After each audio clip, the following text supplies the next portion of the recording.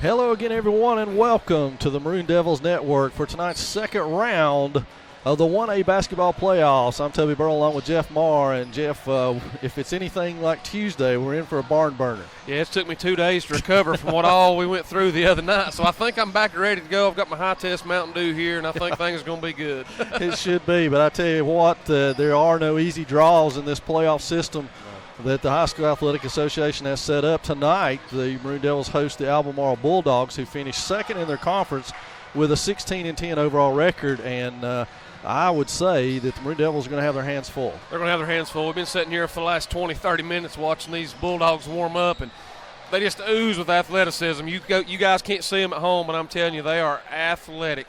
They are. Right now they're putting on a dunking exhibition for our fans who are enjoying it. The Maroon Devils are still in the locker room. We're 28 minutes before tip-off, so Swain's still downstairs getting their self together. The Bulldogs from Albemarle are loosening up from the long bus ride up, and we've made that bus ride several times, and it's good that the Bulldogs got to come up here. Yes, it is. We went down there way too many times. It's time they had to get on that bus and come up here to Swain County and see what we're all about up here in the maroon and white. Well, I'll tell you what, Jeff, let's run down the 1A brackets in the men's action and talk about what happens to the winner of this game. Swain and Albemarle winner will face the winner of Pine Lake Prep and Mount Airy, so that's a good contest there. Those Bulldogs were second in the conference that East Surrey was in that we saw last week, so we know that's a quality conference, and Mount Airy is an 11 seed, a very good team. Pine Lake Prep, of course, one of the charter schools in the state, so that should be an interesting one. Down the road in the other side of the bracket in the west is Avery County hosting Hayesville out of the Smoky Mountain Conference. That should be an interesting one. It'll get underway at 7:30 tonight. Pine Lake Prep and Mount Airy also 7:30. On the other side of Avery and Hayesville is Bishop McGuinness and North Stanley. North Stanley, a team from Albemarle's conference, the number one team actually. Number one seed, yep. And then I hope they have an extra scoreboard available for the next bracket, because Winston-Salem Prep is hosting Rosman down there, and they may break the scoreboard at the rate that those teams score. I'm going to say 110 to 106. It may be like the NBA All-Star game. Maybe. Oh, gosh. But Rosman last time out 101 points, I think it was, or 104, but over 100. And Winston-Salem Prep, of course, the number one team out of East Surrey's conference, a very talented state champion repeating team. So there's going to be some basketball down there. The winner of that one will get Community Schools of Davidson or Queens Grant High College charter. And those two are 12 and 22 seeds. And then the other seed down there is West Montgomery hosting Cherokee tonight. Boy. So that one could be interesting, a 7 and 9 matchup. Yes, it could. And then the last bracket in the West is Mountain Island Charter School and Lincoln Charter School, and those two teams are from the same conference, actually. So they're going to be going at each other almost like a conference matchup down there. That one's at Lincoln Charter. I just like to count. Did it again tonight. Looks like 7 of the remaining 16 there are charter schools and schools of that nature. So it's still there. It's not going anywhere. It's not going anywhere Nope. till the High School Athletic Association decides that they're going to address it and figure out some equal playing field for this whole business. And on the women's side, let's take a look at the women's brackets tonight. The number one seed Cherokee Braves up the road, they're hosting Mitchell. That one's slated for a 6:30 start, so they may already be underway. Opposite of them in the bracket, the Murphy Bulldogs traveling to Pine Lake Prep tonight for a 6 o'clock start. Potential big third-round game there. It rematch. is a rematch, the rubber game, as they call it. Yep. Cherokee took one, Murphy took one. The other bracket has got East Wilkes hosting Atkins and Lincoln Charter at Mount Airy. And then in the bottom bracket, another Smoky Mountain Conference team, Robbinsville, on the road to Greystone Day. And then the other side of that, West Montgomery girls get to make the long trek to Hiwassee Dam. Boy, they're in for a treat. So I'm assuming West Montgomery left sometime last night and is probably just now getting there. And if they can get their sea legs about them, play some basketball. Yeah, that's right. The other side, South Davidson hosts Bishop McGuinness, and Avery County against Chatham Central. So that's the 1A playoff pairings in the West. And we've got Swain County High School hosting Albemarle coming up with all the action. We're going to take a break down the line, and we'll be back after this.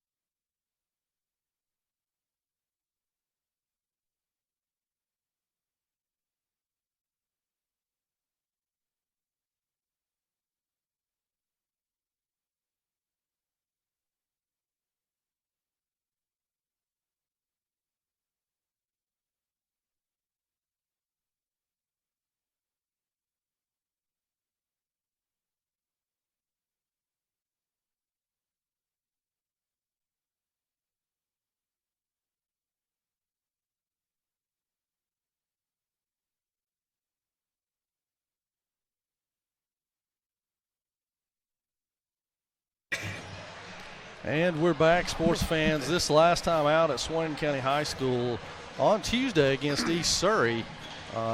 Jeff, the Maroon Devils had to pull out all the stops and stage what we consider miraculous come-from-behind win against East Surrey in the first round. Yes, it was. We got behind in a big hole early and really just had to fight and scratch and claw just to try to get back in it. And we had a great effort there in the second half, so I'm trying to say. And the guys left a lot out there on the court, and hopefully they've had a day to recover, and they're all back to normal, and they're able to expend a lot of energy tonight and play a good ball game. Well, the Maroon Devils will certainly, from the looks of things, have their hands full. There's a bevy of Bulldogs out there, I say. They're carrying 14 on their roster, and they're not lacking for athleticism. No, they're that's not. For sure. Wow.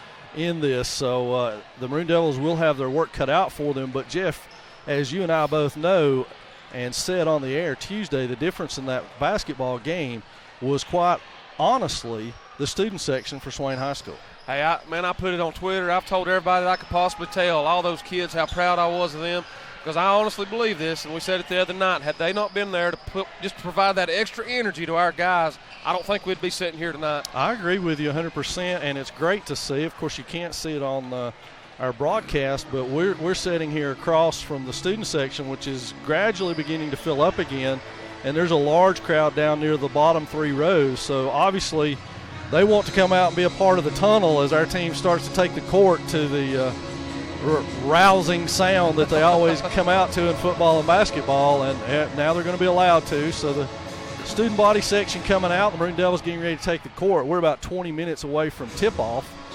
and it should be, as we said, an interesting night out for the Maroon Devils. They will start their usual ones except for Zeke Bradley and Briar Yance, who honestly, Briar, Brett Treadway, and Clayton Katolster were difference makers on Tuesday night. Yes, they were, and it's funny. Anybody that you talked to that was at the game the other night, that's the 3 guys they mentioned that second half. So it was just obvious what those 3 were able to do and bring to the table. Oh, and the play intensity level picked up. Unfortunately, in the first half, Briar was in foul trouble and wasn't able to be on the court much.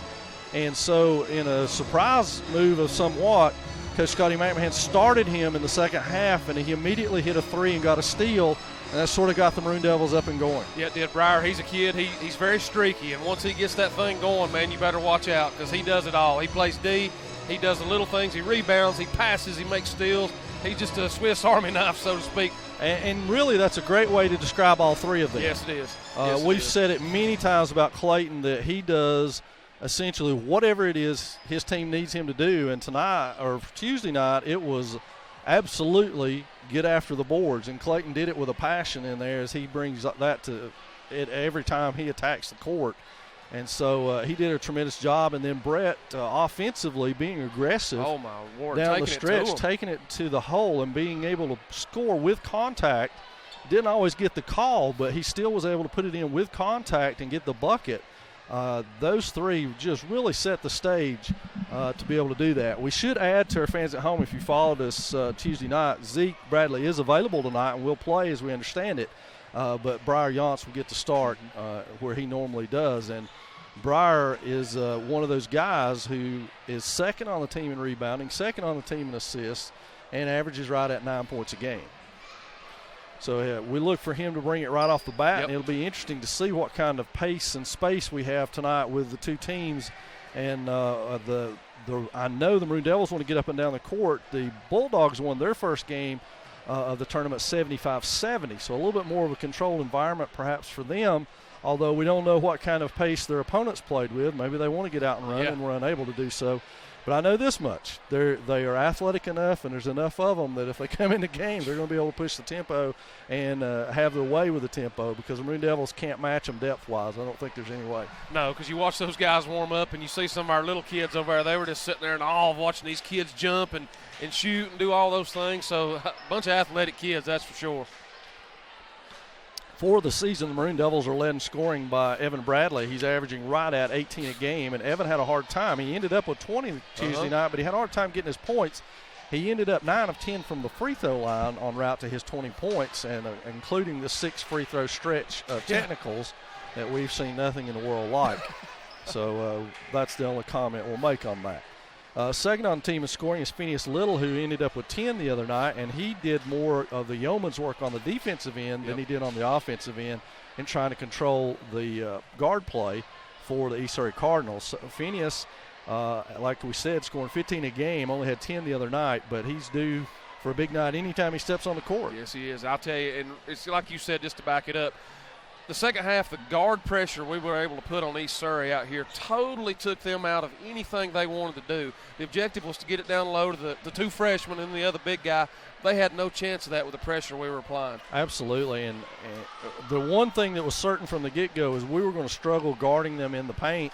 But in the second half, we didn't give them a chance to get it there. They couldn't get it there. That was the difference in the ballgame. Had we just allowed them to get it inside and try to defend it in there, we would not have been able to have done that. We did not have the depth or the height to stay with them on the inside. So it'll be interesting to see how that plays through tonight, as well as many other things. We'll add to that. We've talked about Breyer averaging 9 a game, 5 rebounds, 3 assists, 2 steals. And Zeke Bradley, of course, averaging right at 13 a game, 6 rebounds, 3 assists, 2 steals, and a block shot and a half per ball game. And we mentioned this on the Tuesday pregame. Got a lot of kids who fill up the stat sheet. Yeah, we do. I mean, it comes from everybody. If you're a team playing these Maroon Devils, you kind of solo in on Evan a little bit and try to control him because he's the guy that runs the show. But everybody else, you better not pay particular attention to one because somebody else will get you. It's also worth noting that the Maroon Devils gaining for their 24th victory on the season would be a high since your year? My junior year. Your junior year. Yep. Not to indicate that you might be old or anything, but that's been a little while, Jeff, since we've 10 done years that. ago. Yeah. Times 2.5. Not believing that one, buddy. 25 years ago, Coach. Yeah, it's been a few years, and then, of course, prior to that, the high water mark was 57 and 58 when they won 27 games.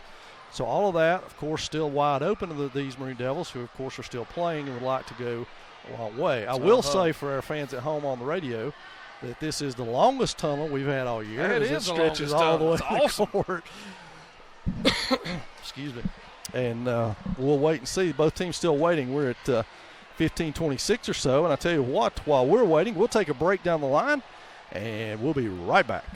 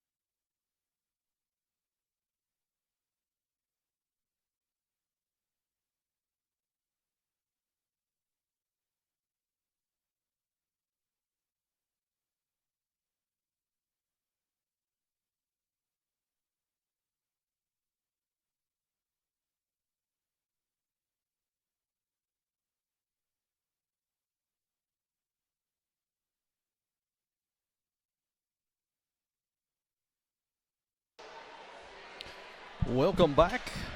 And Jeff, as we mentioned, this Albemarle squad coming in with a 16-10 overall record, 7-4 in conference. It's worth noting that at one point in their season they lost 6 of 8 in the middle of their season.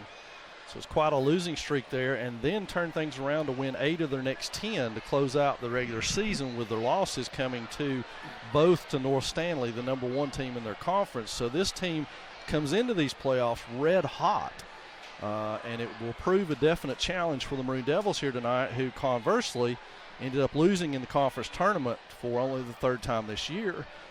So they've not had the winning streak. Theirs was broken, of course, that Albemarle comes into this thing with. So a very hot team to contend with. Yeah, it is. As a coach, that's what you strive for at the end of your season, is to be peaking, playing the best you possibly can, and that appears to be the case here for Albemarle. It certainly does. They are pretty widely spread out there on their classes. They've got a couple of seniors, a junior, and a sophomore, 3 seniors, a junior, and a sophomore on their starting lineup.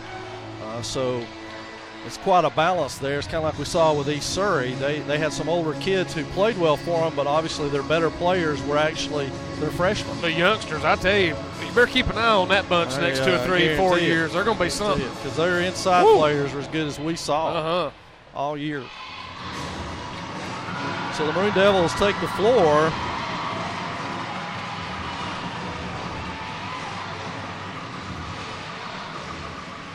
And what you're hearing in the background is the pep band is on hand again tonight. The student section bringing out all the stops. I love it. Maroon Devils are dressed in their white. Albemarle will be in their royal blue. If you're not familiar with the Bulldogs, they're from just north of Charlotte in that area. A big conference down there, the UWARE. Yeah. UWARE. Joe's corrected us. He's got us straight again. Speech professor back there. Conference. Yeah. And with North Stanley as their champion, as we alluded to earlier. And I think Albemarle and Union Academy tied for second, if I'm not mistaken. Yeah, and I'm looking at this schedule here. You know, North Stanley, the champion, Albemarle played them to a 1-point game one time, but then was blown out the next. So you don't know what to expect out of this bunch, really. Yeah, that may be the key right there. And, Jeff, one thing that you can never figure into it as a coach, I know we've dealt with this before at Swain, is the amount of travel that you have to do for these games. That's a long bus ride, and it's really how your kids handle that bus ride will say a lot about how you do in this game. That's what we tell our kids every fall when we have to go somewhere big. You know what? It's a business trip, plain and simple. We're not going to have a good time. We're expecting you to behave, be mature. Hey, we're focused on what we got to do, and we cannot let this bus ride whip us in any shape, form, or fashion. Exactly correct, and that is the Swain way, but you never know about other teams when they get into this. I remember back to a few years back, and I know you're aware of it, when Monroe came up, ultra-talented team, and we all were sitting there thinking, man, how are we going to stop these guys? And they actually stopped themselves by staying up all night the night before. Funny story, we were following some of them guys on Twitter, and, hey, we saw that too. They were up at all night tweeting each other and all that bull crap. And we knew we had a shot once we saw that. Yeah, so you really never know as a coach what you're going to get out of your team. And so Albemarle sort of in uncharted water, because they've not made this trip this way a lot. We've gone down there a lot, it seems like. But they've not made this trip up here quite as many times as we have. I'd like to think at this point in this playoff process over the last couple of years, our kids are pretty familiar with the travel procedures. Oh, absolutely. You know, up until this year, I mean, that's what we had to do basketball-wise. We were traveling to Mount Airy, to East Montgomery, and all over the place. So these kids are kind of used to it. But like I said the other night, I'm so happy they put this season together, and they're able to play right here at Swain County High School. Hopefully that's a big advantage. Well, the starters for tonight's game for the Maroon Devils, Evan Bradley, Darren Blankenship, Briar Yonts, Phineas Little, Clayton Katolster. For the Bulldogs of Albemarle will be Colin Egan, Josh Willis, Washington Noble, Brandon Christian, and Jameer Davis for the Bulldogs. So it'll be interesting to see how the opening minutes play out. It'd be in our best interest, really, for the Maroon Devils to get out to a very strong start early on. But as we know from last week, or Tuesday night, that was not the case at all. The Maroon Devils struggled out of the gate and struggled until they punched back there in the fourth quarter. Yes, they did. You know, and tonight, as athletic as this bunch is, we don't know what to expect. But I don't know if we can fall into that type of hole 2 times in a row and try to dig ourselves out of it. So we're looking for a good start tonight. Yeah, I think that's going to be a demon that we've got to exercise ourselves from, to be honest, if we're going to go far in these playoffs. So the winner of this one will play on Saturday. So our fans need to be in tune with that. You can come out and catch it live here in action, which we've got a big crowd here tonight. The student section nearly full. Pep band and cheerleaders take up another section, and the rest of the crowd is all Swain faithful. And the impressive thing to me, Jeff, Tuesday night was when the student section got up, so did the adult section. They did. It's a minute ago, I watched as our kids took the floor. I saw how many adults stand up and clap for our kids. I've not seen that around here in a long time. No, I've not either, and that's a great sign that not only are the students buying into this, so is the community as well. Yes. And should be a fun ride. We hope it continues to Saturday. Maroon Devils and Bulldogs are about 7 minutes away from tip-off here. The Bulldogs have still not come up yet, but they spent, here they come now. They spent 45 minutes or so out here shooting and moving around, so I'm sure coaching-wise they're not very concerned about the Bulldogs being very stiff at this point. I don't think so either. They had to go downstairs to rest. They may have. You're right. They may have. So fans still continuing to pour in. We hope you're listening, and if you know of other Maroon Devil faithful who'd like to know what's going on, call them, tell them we're on the air. Here on the Maroon Devils Network and through WBHN, and we appreciate them and WRGC jumping into the fray here and carrying Maroon Devil basketball all the way to whatever the end may be. We hope it's somewhere in Chapel Hill. So with 6:20 left, we'll take another break down the line for about 1 minute here and come back with your starting lineups.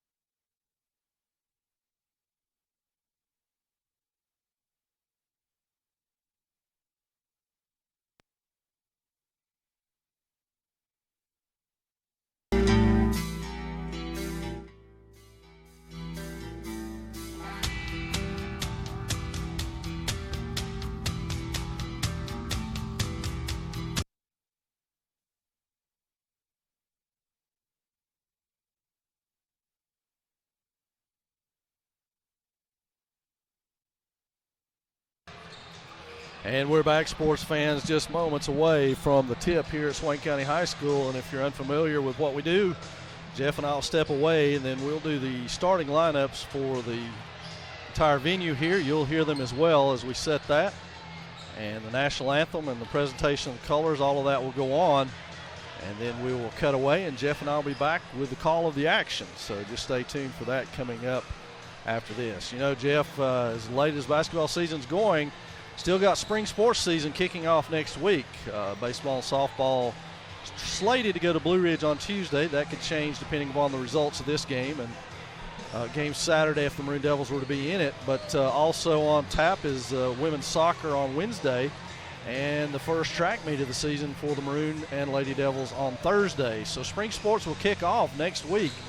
And as always, if you need to keep up, keep an eye on social media for the Maroon Devils. A heavy footprint there. You can keep up with all the goings-on, as well as MaroonDevils.com, which is getting ready to take a major overhaul. And you'll be able to see fresh schedules, rosters, and the whole works. All the ways you want to follow the Maroon Devils are right there for you, including tonight's game, Jeff. Yeah, I know. I've talked to a lot of people today out in the community that said they're going to be tuned in and listening. I know my mom and dad's at home. They're not feeling well, so what a great opportunity to be able to sit there and listen to what's going on and kind of feel the excitement along with everybody else. Well, I certainly think that people could feel it Tuesday night. I know it was reverberating in our ears, so I'm sure everybody heard it. As we moved on Tuesday night, it was very exciting. The crowd got into the ball game from the get-go, to be honest with you. And I could hear them in my headset, which is not normally the case. I was hearing them when I went home to try to lay down and go to sleep. My ears were still ringing. I was too.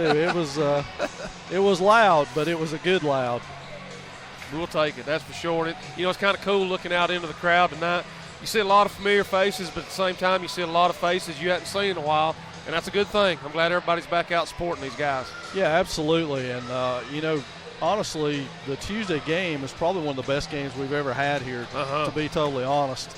And it's good that the word got out, and we've got a couple extra folks here tonight, maybe some more people tuned in. And if the Maroon Devils can pull this one out, then more stuff on Saturday, more good stuff. That's what I'm hoping. I hope we'll have to bring the fire marshal in on Saturday and tell people they can't come in. Yeah, that'll be all right. We've had to do that before yes, here, actually, but we don't want to do it again. Probably were close when Cherokee came to town this year. I agree. A little less of a crowd on the Albemarle side. The drive, of course, keeps them away. And maybe some of them have picked up our broadcast and listening as well. If so, welcome. But we're down to about the 2-minute, 8-second mark and getting close to tip-off here from Swain High School.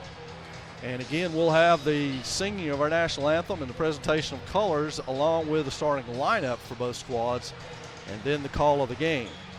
Referees tonight are based out of the Smoky Mountain Conference officiating crew, so we'll see some semi-familiar faces that we've seen before. And they will be the arbiters for this game.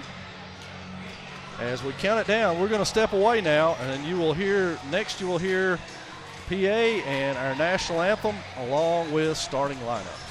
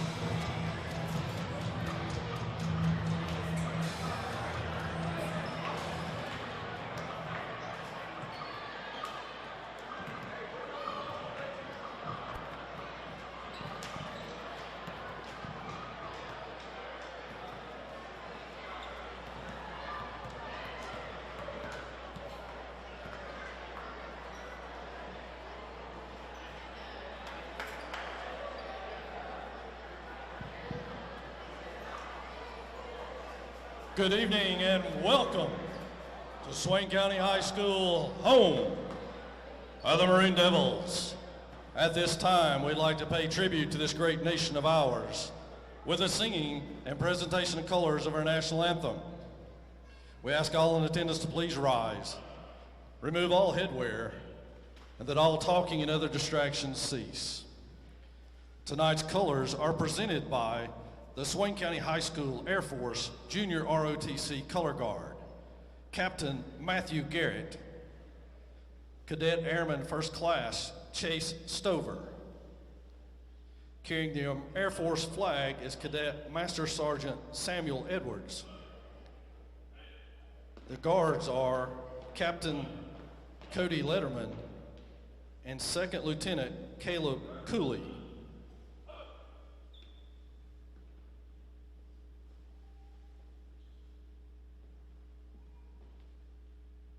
Tonight's national anthem will be performed by Miss Catherine Brown.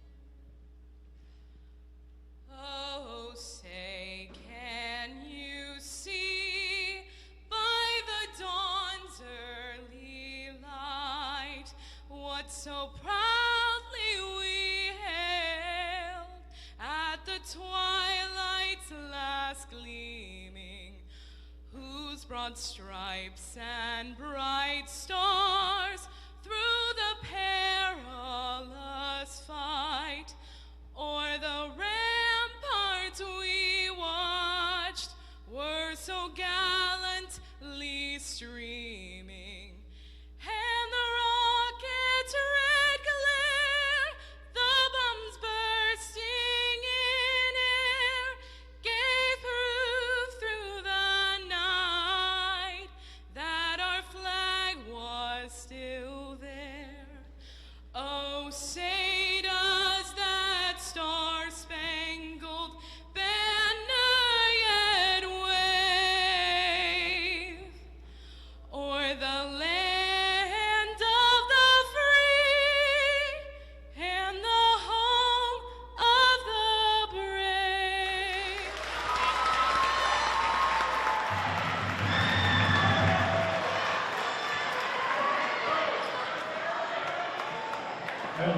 let's meet the starting lineups for tonight's second round playoff game.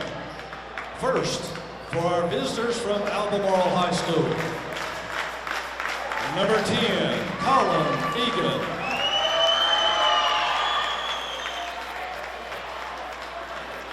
Number 12, Josh Willis.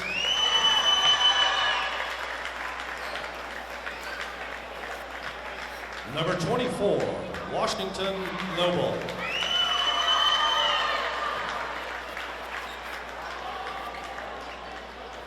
Number 30, Brandon Christian.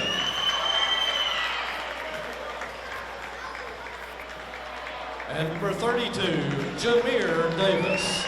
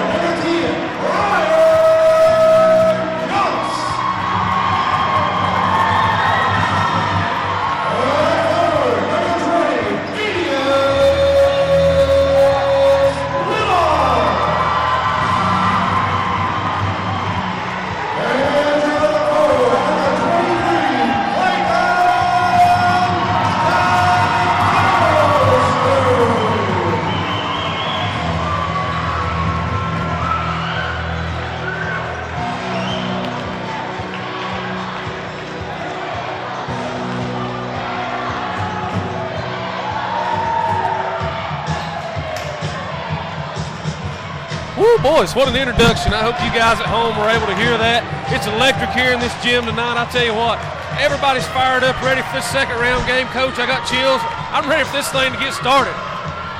Woo. We're set to tip it off here. Yaunce will do the jumping against Brandon Christian. Christian controls the jump, loses it. Blankenship almost comes away, but now to set the offense for the Bulldogs is Josh Willis. Drives all the way to the hole, lays it in. Willis for two.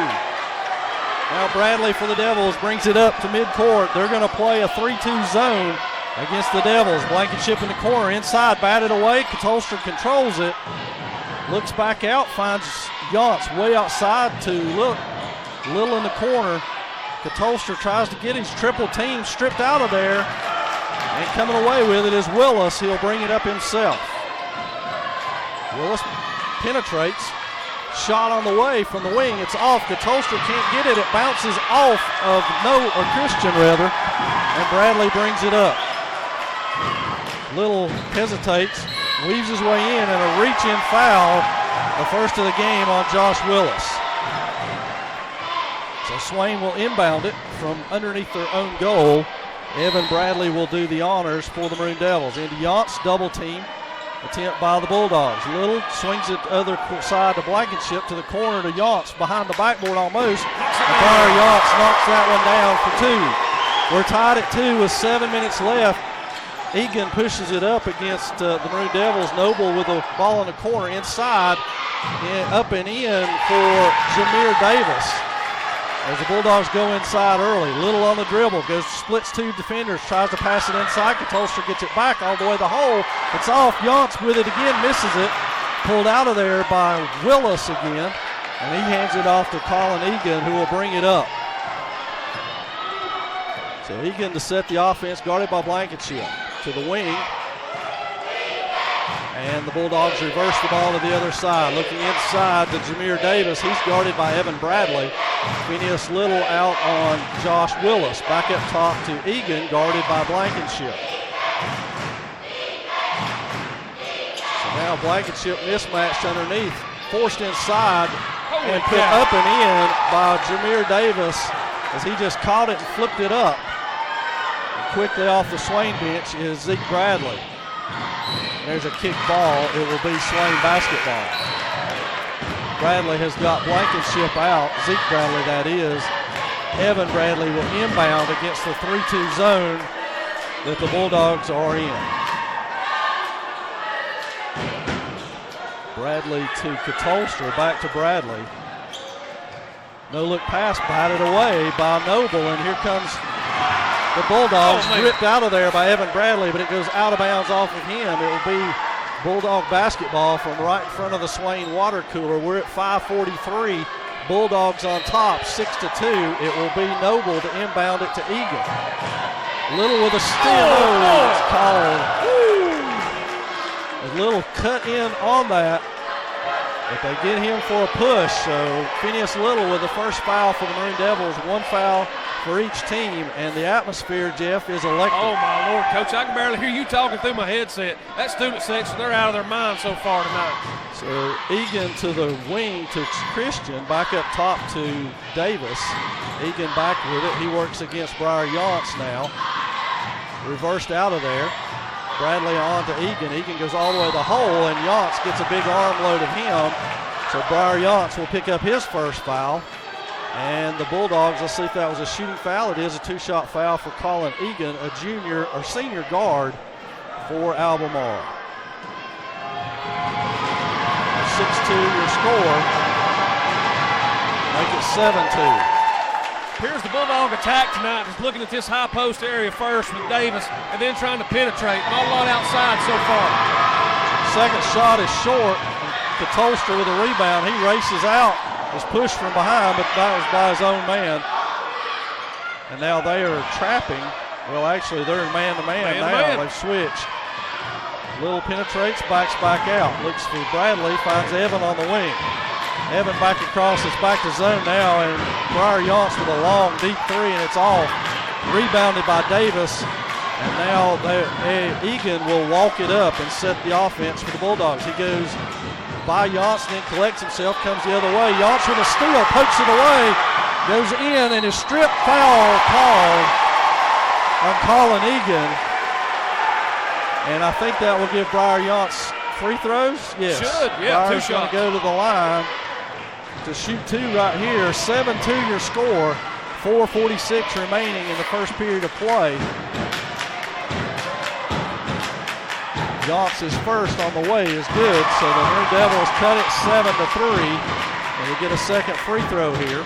Great example of that ball pressure, though, we talked about from the other night. Albemarle's guards look a little shaky handling it right now. I think we can really lay the pressure to them.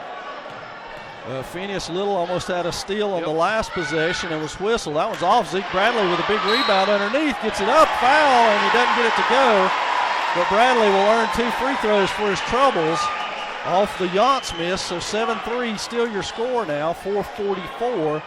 And the sophomore, Zeke Bradley, goes to the line. That foul's on Jameer Davis, his first.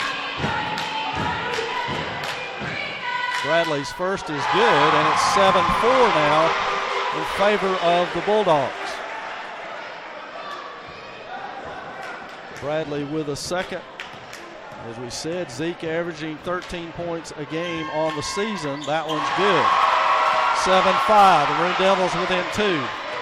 Egan will walk it up now as the Bulldogs call their play. It's a 1-3-1 set offensively, now a 1-4 set. Pass inside to Christian, back out to Willis. Cross court, three on the way from Noble, and it's off. Phineas Little tracks it down, and the Maroon Devils are going the other way. He splits two defenders. Looked like he got a lot of contact. Yance with a rebound, misses it. It's pulled out of there by Noble. Maroon Devils with 2 point-blank shots that time and could get neither to go. Now Noble works against Zeke Bradley and hands it off to Egan to reset the Albemarle offense. Egan beats his man, goes underneath to Noble, who lays it up and in for two. Phineas Little takes the outlet pass, the Maroon Devils attack. Back to Little, it's going to be skidded out. Zeke Bradley collects it, resets the offense. Looking inside to Katolster, shot on the way, it's off. The Maroon Devils coming up short. Katolster gets called for the foul, even though it looked like a little bit of a push-off. That's what I thought. By Noble. Clayton's first. So Maroon Devils now with 3 team fouls. Albemarle with 3 team fouls. and Colin Egan will walk it up now for the Bulldogs. And the coach for the Bulldogs calls out the play he wants. Egan penetrates, kicks back across to Christian up top, back to Egan. Egan with Yance on him, won't let him turn the corner. Yance cuts him off, spin move, no look pass inside, it's off. Zeke Bradley forced him too far in underneath, and Katolstra with a long outlet pass. Penetrates all the way around. Phineas Little, 3 on the way, it's short. Zeke Bradley dives in and saves the possession. Almost had an offensive rebound, but saved it, and now the Maroon Devils will inbound from underneath their own goal. Evan Bradley to trigger it. And it's stolen right off the inbounds pass by Washington Noble. And he hands it off to Egan. Noble, a deep 3. That one's up and good. That was from the 10-foot line, and there's a timeout. Maroon Devils, it'll be 30, so we'll keep it here. It's 12-5 Bulldogs at 2:54 remaining in the first period of play. Seems like this Bulldog team is very patient. They're not looking to try to run with us right now. They're getting across half court, setting up their 1-3, 1-4 look, and they're just working to get good shots. Yeah, they are, and that was honestly, that shot by Washington Noble was probably the worst one they took, and because it was a deep 3, and he made it. He was actually standing on the 10-foot line of the volleyball court. Phineas Little was guarding him, and Phineas hadn't even returned to him. No, he hadn't. So the Maroon Devils inbound it, 2:53 mark. Evan Bradley cross half court. It's a 3-2 zone. We've got a timeout. Must be blood on Zeke's arm.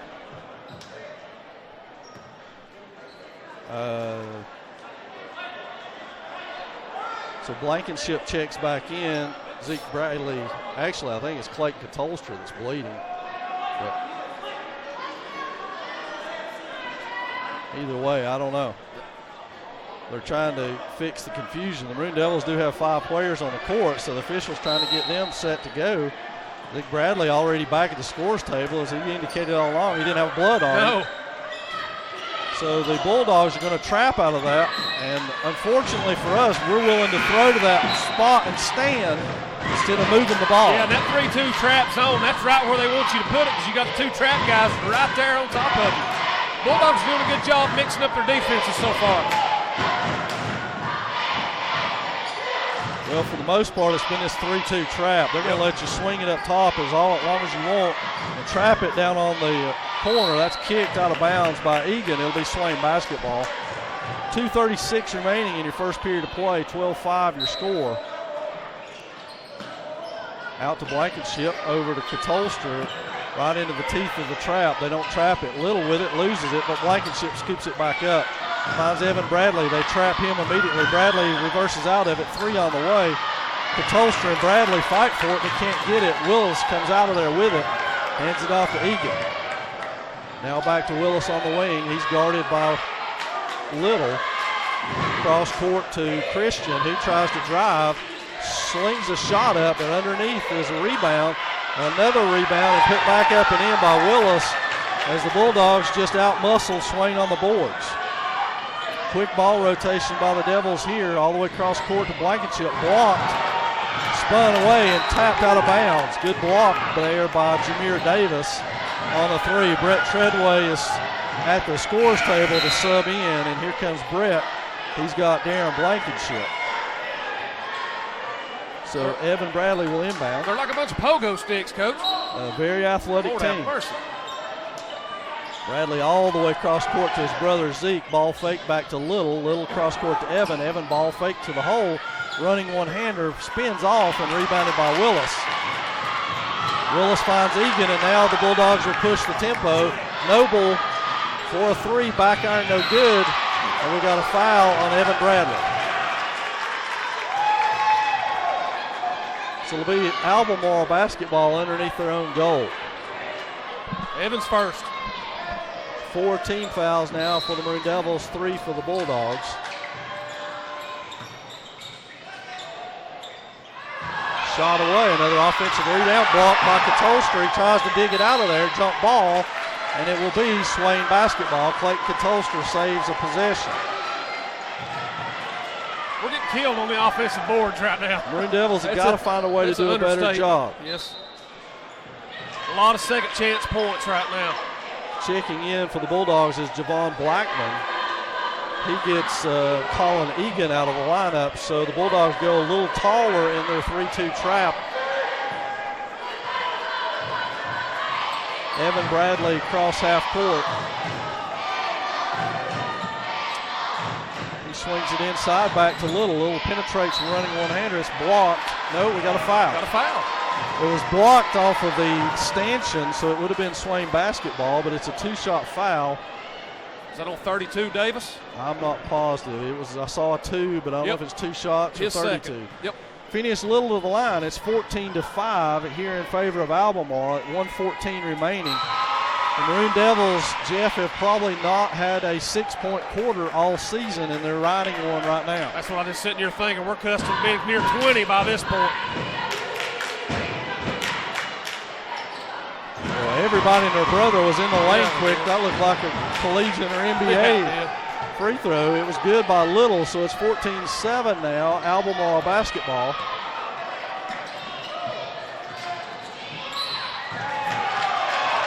Hard to the hole was Washington Noble, and Zeke Bradley was on him, and they're going to give him 2 shots, Jeff. It looked like he was driving to the hole to me. He had his head down. He was going to the hole like a bull.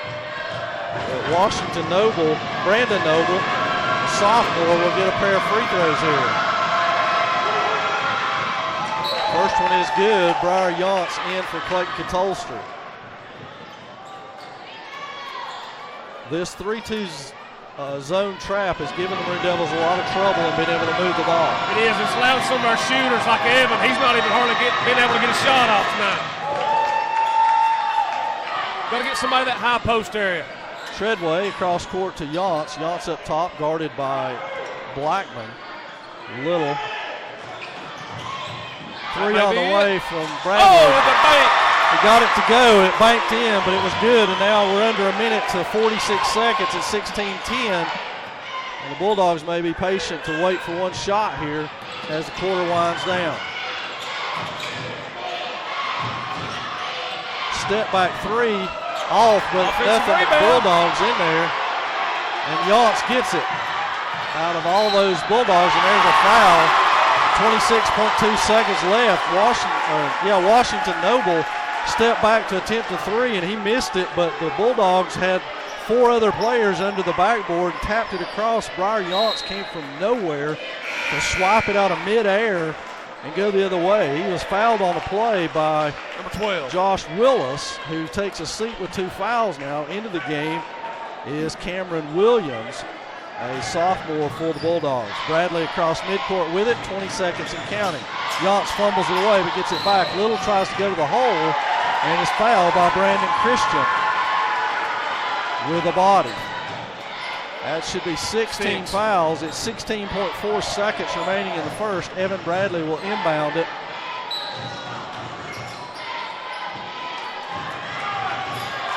And he throws it in to Yance, who collects it, and the clock starts with 16 seconds. Little with it, back to Yance. Yance over to Bradley, deep 3 on the way from Evan. Rattles around and out. There's Treadway with it. Treadway gets it to go on the offensive rebound. We're down to 3, 2, 1. Shot on the way and no good by Javon Blackman. That's going to do your first quarter of play with the Albemarle Bulldogs on top, 16-12.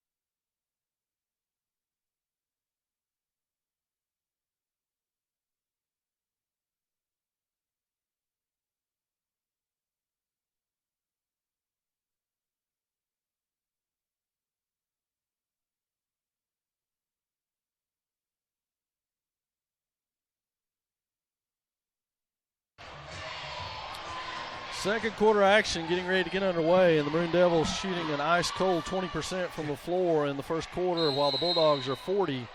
But it's the offensive rebounds that have been the death knell so far. Yeah, it has. We've got to find a way to keep them off the offensive glass and limit those second chance points. Bulldogs with the first possession. Blackman stripped away by Little. He retains it back out to, and there's Blackman back with it for That's a three. blocked. Partially blocked by Bradley. Now Yance will bring it up against 4 Bulldogs. And a jump ball will give it back to no, it should be ours. Swain. Yeah, that was wrong. Should be Swain. But unfortunate for Breyer, who crossed Blackman over, and Black broke his ankles, if you know, to use the street slang for that. Blackman's laying on the floor, and as Breyer goes past him, he slips and falls right in his lap. That would have been a Sports Center highlight if we could have pulled that off. So it's just a jump ball is all it ended up being. 7:36 in the second. The Maroon Devils immediate trap on Treadway, and she throws it inside, batted away, and here come the Bulldogs. Egan back in the ball game for Albemarle. He will set the offense to the wing to Williams. Williams against Little, and that's Noble out top, guarded by Yance. Egan tries to penetrate, pulls it back out. He's got Bradley guarding him. Back over to Cameron Williams. Williams backs it all the way to the midcourt. Now tries to go against Little. Kicks it to Noble. Golly, Three, there and it is it's again. good. He's got 10 on the night. Now the Bulldogs will press full court. That was a skyscraper. Holy cow. Treadway goes all the way to the hole and lays it in unchallenged. And that ball dangerously close to the rafters when Zeke Bradley unleashed it the length of the court. But Albemarle changing up things and going full court pressure. Now Egan works against Brett Treadway up top. Now spins by, cut off by Zeke Bradley. Cut off inside by Briar Yance. Good help by him. And now Evan Bradley goes cross court to Little, Good to Treadway. look. Nice look, and missed the shot. And he'll go the other way as the Bulldogs pull it up. And there's Noble for another Short. three. It's short. And there's the outlet pass to Treadway. He goes in and lays this one in. 19-16 your score, 6:08 remaining. Full court pass by Bradley leads to the easy layup. Brandon Christian signaling his coach he needs a breather. No movement on the Albemarle bench, though. Egan tries to beat his man. There's Zeke Bradley with help. Partially blocked, but that will be on Evan Bradley, Number 2. who did not get position and gave up the offensive rebound. Blankenship back in for Treadway and into the ball game for Albemarle for somebody. Not sure who. They think they're shooting free throws. They've got 6 players on the court. Into the game is King Medley. Outlet into Christian. He finds Noble. Noble fires up a shot, wild shot. Yance with a rebound. And now he will work it up. Let's see what defense the Bulldogs are in. Zeke Bradley is spinning one-hander. It goes off. Bradley wins the race to the ball, then has it batted away, and it's Should all be us. of Albemarle. Phineas Little able to poke it off of King Medley, and now it will be Swain ball. Zeke Bradley takes the outlet pass. He's double teamed quickly down low. Tries to put it on the floor, is held, and we've got a foul. It's on King Medley, who's fresh in the ball game, and Zeke will get a 1-and-1 opportunity here. Clayton Katolster checks in for the Maroon Devils. He's got Little for Phineas's first rest of the night. Albemarle's coach very animated on the sidelines throughout this whole ball game, and he's not animated in a bad way. He's just into the game. He's having a big time. He was out there about the 3-point line a minute ago. Yeah, they may have to rope him back in and get him on the bench. Bradley hits the first of his 1-and-1, and now the Maroon Devils are back to within 2 at the 5:27 mark here of the second quarter. Bradley will get a second free throw now. Zeke spins it, ball's up, knocks it down. So Bradley pulls the Maroon Devils as close as they've been since the opening minutes at 19-18, 5:23 and counting. On the wing is Javon Blackman, guarded by Evan Bradley. Bradley does not come out on him. He leaves him to his own devices. Katolster has King Medley over there. Stripped away by Blankenship. Saved by Yance. Kicked over to Evan Bradley, who will bring it up court. Nobody's got Evan. That's dangerous. He goes all the way to the hole. Puts it up. And it doesn't go, but we got a foul on Washington Noble, who pushed Bradley. And let's see if that's of the 2-point variety or if it is. Yes, it is a 2-shot foul for Evan, who will go to the line with a chance to give the Maroon Devils their first lead of this ball game. First shot's up and good. Nothing but net. So tied up now. Early here in the second quarter. Back in for the Bulldogs is Josh Willis. He gets King Medley out. Evan Bradley will now shoot his second one. It is up and good. So the Maroon Devils up 20-19. And Albemarle Colin Egan will walk it up now and set the offense for the Bulldogs. To the wing, a lot of elbows right there from Washington Noble. And we're glad that it did not connect, because he would have done some serious damage to Briar Yance, and Yance gets called for the foul.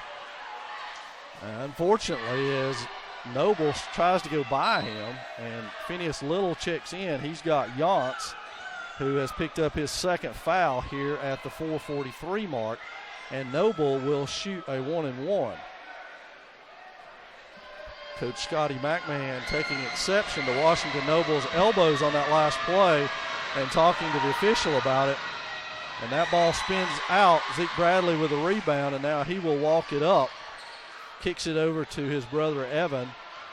Evan by his man out to Zeke. Zeke fakes a three, penetrates, elbow extended, fires a pass to Blankenship, who was going for the rebound, and that ball goes out of bounds off the Maroon Devils. Albemarle basketball. 4:30 remaining in the second. 2019, Maroon Devils' first lead since probably first lead of the game. Yes, it was. There's that 1-3 high set again. And the elbows again from Noble, who now dribbles it across, dumps it inside, spills out of there. Noble with the rebound. He misses it. Blankenship pulls at it, can't get it. Passed off to Noble. He fires it up. It's off Bradley with a rebound. That's a foul. He's shoved from behind. Oh, no. Golly bum. Oh, man. So I don't know what we're talking about. It looked like they signaled a technical foul on Zeke Bradley. He came down with a rebound. I thought he was throwing a pass to his teammate. It bounced on the floor. This official has taken exception to it. And they have whistled Zeke with a technical. Coach Scotty McMahon out to argue the fact that he was throwing it to a teammate. That's what I thought he was doing. I thought he was trying to throw it off that Albemarle guy out of bounds. I didn't know what he was doing. He got pushed and was falling out of bounds. Yep. So Coach McMahon is going to plead his case, but he's going to lose, as we know. Yeah. The call has already been made. Zeke Bradley will shoot 1-and-1 with a chance to extend the Maroon Devils' lead to 3 here. And then the Bulldogs will get a technical free throw and the ball. And Zeke misses the free throw. And so now Washington Noble will shoot the free throws for the Bulldogs.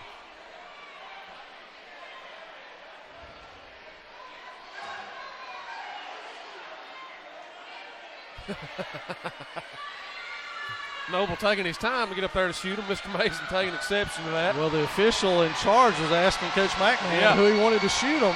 Was he? Yeah. I missed that. I believe if Coach Mack had his choices, he'd choose one of these guys that were over here. Noble misses the free throw. So the technical make string ends at 10 from last game. 10 straight in that one, and now that one was off by Noble, and he makes this one. Noble, obviously a very streaky shooter. He's been wildly off and then nothing but net. Nothing but net. Yeah, there's not a whole lot in between with him. He is up to 11 points 11 now, points. though. Yep. And so the Bulldogs retain possession with the game tied at 20. 3:57, just under 4 minutes. That ball passed to Christian, back out on the wing. Passed off to Noble in the corner for 3. It rattles around. Bradley with a rebound. Outlet pass to Little. Catches it on the run. Goes to the other side. Knocks it down. Spins it in. So Phineas Little gives the Maroon Devils the lead back on the length of the court outlet pass from Zeke Bradley that was right on the money. And now the Maroon Devils into a little bit of a groove defending this Albemarle offense. And Swain forces a travel on the Bulldogs and will take possession with 3:26 remaining. Evan Bradley to the corner to Little, 3 on the way, didn't hesitate, it's off. Rebounded by Katolster, who goes in, slapped away. Katolster spins it, misses it. Katolster rips it away and misses the layup again. That ball finally pulled out by Brandon Christian, leaving Katolster in the wake. He ripped the ball out. That's a charge. Charge yes, by Evan Bradley against Josh Willis, and I believe that's his third. I hope it's 3. On the Albemarle guard, and quickly off the bench is Cameron Williams for Albemarle. They signal 2 shots, but it's player control. It will be Swain basketball. 3:06 remaining in the second. And now Evan Bradley will bring it across midcourt and set the Swain offense. Blankenship on the wing, spins it back out over to Bradley. Ball fake, dribbles around, hands it off to Little. Turns the corner, back to Blankenship. Clean look at a 3. It's on its way, down and out. And rebounded by Christian. They hand it off to Washington Noble to set the offense, and he gives it to Javon Blackman. And it's going to be an illegal screen. Yes, it is. Number 30. And that's an illegal screen on Brandon Christian with the forearm. So 2 consecutive player control fouls on the Bulldogs. And a little bit of foul trouble starting to mount for both teams as Briar Yance still on the Swain bench with 2 fouls. And now Josh Willis with 3 and Brandon Christian with 2. Trap on the way from the Bulldogs. Cross court to Katolster. Little on the wing. Thinks about splitting it. Kicks it back to Zeke Bradley on the wing. Blankenship over on the opposite wing. So good ball movement by the Maroon Devils. To the corner to Little. He ball fakes. Spins it back out. Bounce pass errant but picked out of there. Another bounce pass errant. On the floor goes both teams. Katolster with it. Realizes he's open, shoots it, and misses it, but a foul will be whistled on Washington Noble over the back as Katolster had him boxed out nicely and will get the call. So Clayton Katolster will go to the line. He's getting a pep talk from his teammates about hitting a point-blank shot. Poor Clayton has missed 2 point-blank ones in the last couple of minutes. Lots of discussion going on with the officials, and Brett Treadway trying to get in the game. The official tied up talking with the Albemarle coach, wanting to get an explanation. Katolster to the line, 22-20, Maroon Devils in the lead. Katolster's first is back iron. Into the game will be King Medley and Brett Treadway. Treadway has Zeke Bradley. Medley has Washington Noble.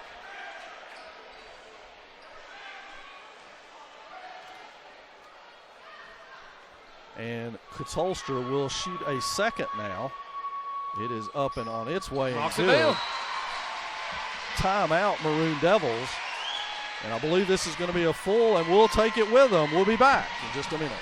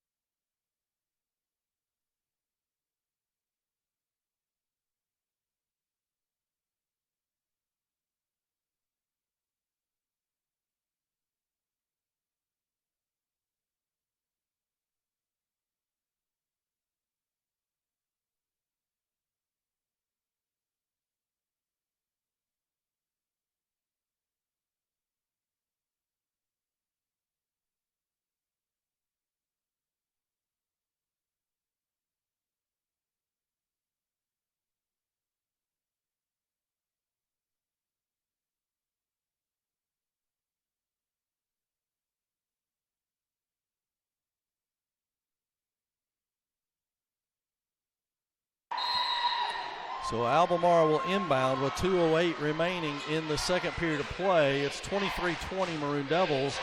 Colin Egan with the ball, brings it across half court, hands it off to Cameron Williams.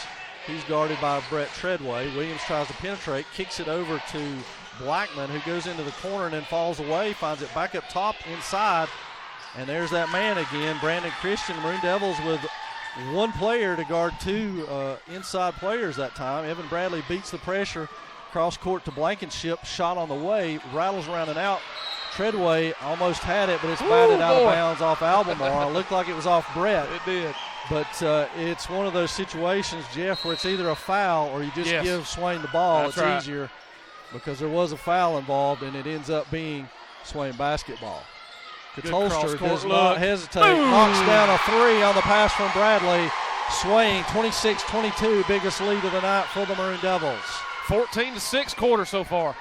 And now on the wing is Javon Blackman. He penetrates, and it's got to be, they call a block, as Blackman goes to the hole, penetrates, and he and Phineas Little collide, and the call will go against Phineas Little. 2 on Phineas.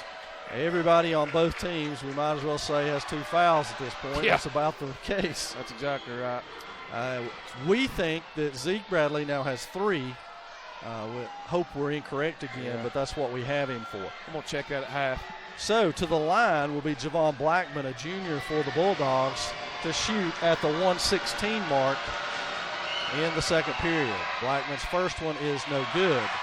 Now rebounding will be key on this shot. If it goes off, you don't want to give up an offensive rebound on a free throw. No, that's inexcusable. We've got 4 bodies down there against 2 basically, so do a good job here and maintain possession. And folks, coming up at halftime, we're going to try to get a word with Coach Michael Turner of the Lady Devils and talk a little bit about the Lady Devils season. That one's good. And Albemarle continues their trap. Cross court to Treadway, thrown away. Egan with it. Egan penetrates, pull-up jumpers on the way. Off, Turner with the rebound. Or check that, Bradley with the rebound. He spins his way out of it. Now steams into the front court to the corner to Blankenship, back to Treadway.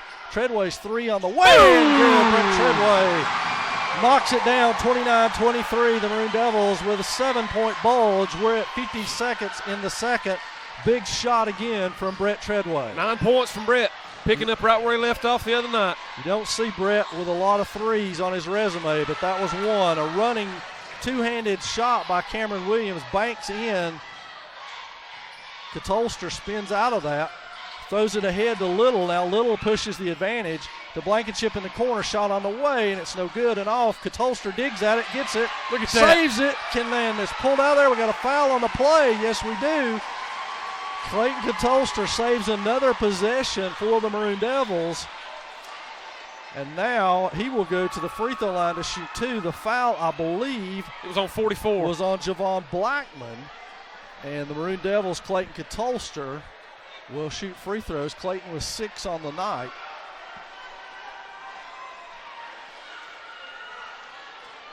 .7 seconds remaining.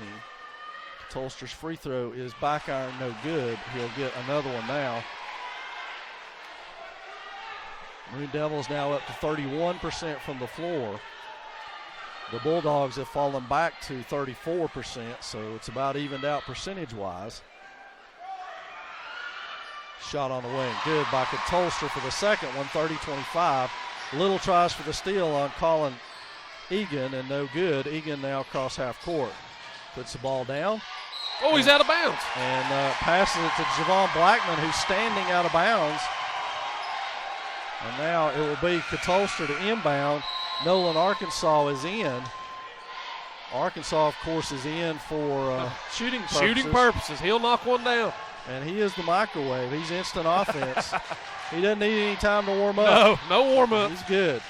Little tries for it, and a foul, reach-in foul on Williams. And Little will get 2 free throws out of this with 10.9 seconds left. Brett Treadway at the scorer's table, most likely checking in for Nolan Arkansas for defense.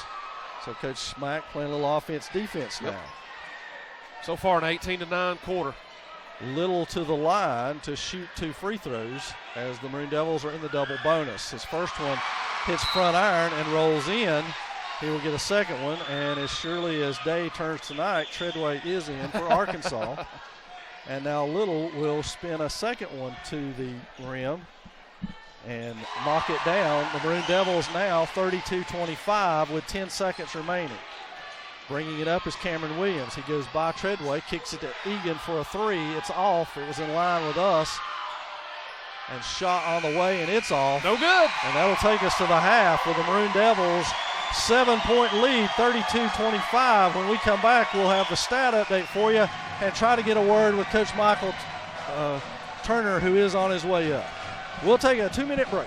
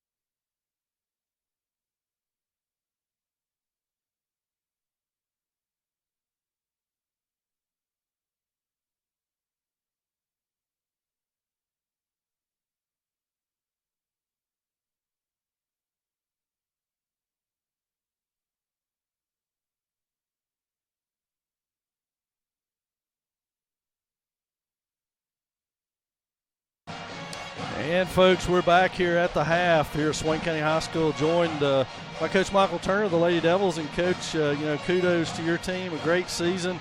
I know by standards of what you're trying to establish here, it wasn't maybe exactly what you wanted, but back-to-back 10-win seasons when you're trying to establish a culture at a school is improvement. Yeah, and we're trying to build on it, and I think we're going in the right direction. I think we played hard enough to be in games. We just got to get our skill level to where we can win games, and so that's what we've been preaching to the girls, since the beginning. We've got to get it here in the summer. We got to get in our workouts and get some shots up. If you take the shot in November and December, you're not just going to hit it. You got to take that shot in June, July, August, and so hopefully we've got a good off-season program scheduled for the girls to get in here. Starting with the young ones too. We've got a little travel league that we're starting with some of the 8th graders, and then even the younger girls, we're going to start doing a shooting club Monday after school just to start getting that form, getting that fundamentals, and anybody that wants to come in and get some work, we'll get some work in. Well, I know you had some seniors who've been with you both of your years, and the growth that they've shown as basketball players to me was amazing. And just talk just a little bit about what they've meant to your program in just the 2 years. They meant a lot to the program, a lot to me. We've got phenomenal young ladies here at Swain County. You couldn't ask for a bunch of better girls on the court, off the court. And they've given us everything they've got. Medlin came in and even set out a year because she wanted to play for us that bad. And you got Tori there, who's one of our best communicators on the team. Now she's not afraid of anyone, not going to back down from anyone, but she's one of those like team moms. She'll tell you to pick it up when you need to pick it up, and she's going to get after you when you need to get after you. Then Gabby, she's probably the heart and soul of that team there. She's a great communicator. She improved a lot from the beginning of since I've had her 2 years ago, and I think one of her best games here was Robbinsville. Yep. She just took over the game for us, and I don't think she'd have done that last year. No, and so that part, she took ownership and really went after it and really gave us everything that she had to her. Well, I tell you, the one most impressive thing about that group to me is you come in here 2 years ago, you bring a new culture, you bring new vernacular, new terminology, and they bought in from the get-go. They didn't have to do that, They bought right into what you were selling, and that had to make the turn a whole lot easier for you. Yeah, that anytime you come in with a new coach, it's a kind of feeling out process, seeing how you do and how you. But I think the key, I think the girls understood that no matter what we said, no matter what we do, we care about them as people, right? As human beings, and developing that relationship. And I tell all my girls and everybody I've coached, once you play for me and once you put everything, your heart, soul, blood, sweat, and tears into it, your family. And we do anything for family, and they played like that. And I'm just so proud of being a part of this culture, being part of the program, being part of that team. And like I said, hopefully we can get some work and get into younger girls. And so when they come to us, they're a little bit farther along and really make the program what the county deserves. Well, I think it's an upcoming program, and I said it on Twitter, and I don't mind saying it in front of you on the air, but the passion that you show for your sport and your kids is commendable. I think it makes all the difference in the world that you care. You're obviously very passionate not only about your sport, but like you say about your kids. It shows every time you coach a ball game, and when I see you in the gym with them and around school with them, it's just obvious. And it was a pleasure for me to kind of tag along with y'all last year in the playoffs and watch your interaction with those kids. And just kudos. I think you got things going on the right track, and we're real happy. And hopefully next year we'll be sitting here doing one of your ball games in the playoffs. Hopefully it's a doubleheader. That'd be great. That'd be great. Like I said, our girls, they mean the world to me. Just if you ask as a coach for your players to give you everything, you got to be able to give them everything. And to me, this is not a job. It's really my ministry. It's my way to relate to people, way to reach people. I would more when I was their age. I'd listen to my coach over the preacher any day of the week. Absolutely, so, you're right. If we can reach one girl, we can show her a better way through athletics and team sports. It's a great opportunity for that. Just learning life skills and life lessons. And if they can pick up some basketball on the way and heck, win some games on the way, that makes it even better. Absolutely. So real quickly before you leave us, what are your thoughts on this first half here with the Maroon Devils? I think boys came out a little too gun high. They were fired up. Missing some shots they normally hit. They settled down in the second quarter. I think maybe 6 points, 8 points there in the second quarter is what they gave up. It was a real good defensive quarter for them. Starting to settle in offensively. If they can keep it up, keep 24 off the three-point line, make them put it down on the floor, and keep pressuring 10, the point guard. He does a real good job handling the ball, but I think we can wear on him for 32 minutes. They've rotated 3 kids on him. His legs will be good in the fourth for us, so shots won't fall. But this is a time, that third quarter, we always tell as coaches, you can give them life or you can take it away right now. And so if we can start off this third quarter here and put about a 4, 5, 6 point spread on them on top of what we've got, they start thinking a little different about the game. And so hopefully, I know Coach Mack does a great job with him. Coach Bradley down there, Coach Stevenson, gave him a good halftime speech. They'll be ready to play in the third quarter here. All right, well, Coach, thanks for joining us at halftime. We appreciate your thoughts. We appreciate you letting me have it. Pretty ugly on camera, so that's amazing I get on there. We Photoshop it. You're okay, all right, that's good. We're going to take a 1-minute break, and we'll be back with second half action after this.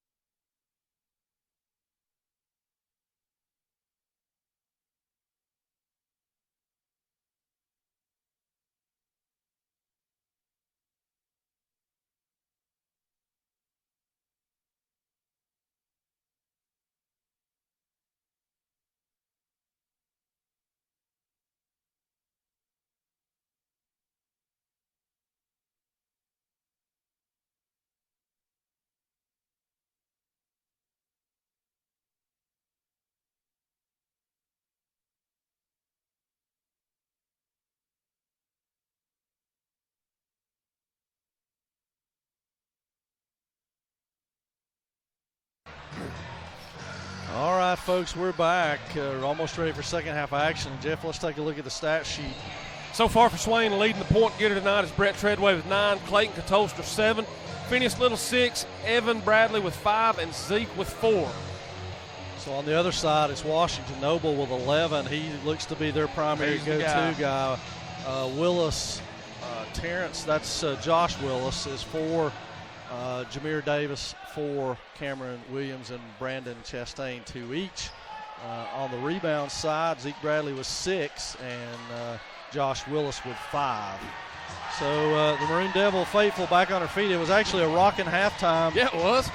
Really getting after the pep band, keeping everybody involved, and we appreciate Coach Michael Turner joining us for a little bit of halftime and being able to talk about those young ladies and what a season they had. And the more I'm around Coach Turner, the more impressed I am with him and his basketball knowledge and his passion and love for these kids and what they're doing. He's a fine fellow, man. Over to middle school this year, anytime I needed him to help out and do something, he is more than happy. So he is fit. We got to keep him. He has fit into the Maroon Nation like a glove. Yes, and he has. He is a valued part of it now. Albemarle starts the second half with the basketball. It's Colin Egan, guarded by Phineas Little up top at the volleyball 10-foot line.